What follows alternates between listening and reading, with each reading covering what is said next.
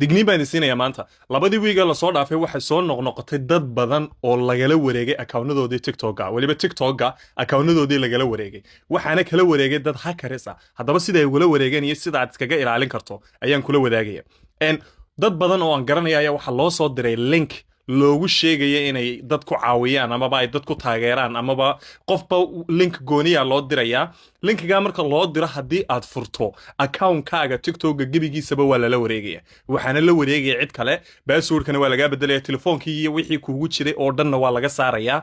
qof kale ayaa TikTok wax kala soo gashanaya magaca iyo waxaas oo dhan laga bedelaya dad badan oo haysta followers badan ayaa sidaa lagu sameeyay marka haddaba haddaad doonayso inaad iska ilaaliso oo aan adigana account-kaaga lagala wareegin maxaad samaynaysaa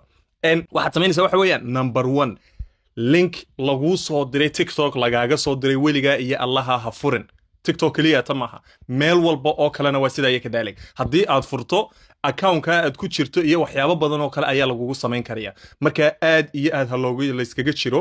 dadka badankoodana waa la beer la xawsaday waxa lagu beer la xawsanayaa inuu qofku tartan galayo inaad wax ka caawiso inaad cod siiso oo voting u samayso amaba dadka qaarna waxa lagu yiri in ay wax u xayeysiiyaan ka bacdina linkiga ay furaan si ay alaabta u arkaan dadka qaarna sidaas oo kale ku fureen marka message baa lagu soo diraya link baa lagu soo diraya linkiga markaad furtana account-kaaga gebigiisaba waa lagala baxayaayo lockout baa la sameynaya marka waxaad isku daydaa wax walba oo dhaca link lagugu soo diray social media accountskaaga in aanad furin haddii aad furtana account-kaaga waa maca salaama the only way aad iskaga ilaalin karto sida kaliya aad iskaga ilaalin karto account-kaaga in lagala wareegana waxa weeyaan in aanad furin link lagu soo diray maxay idin la tahay markaa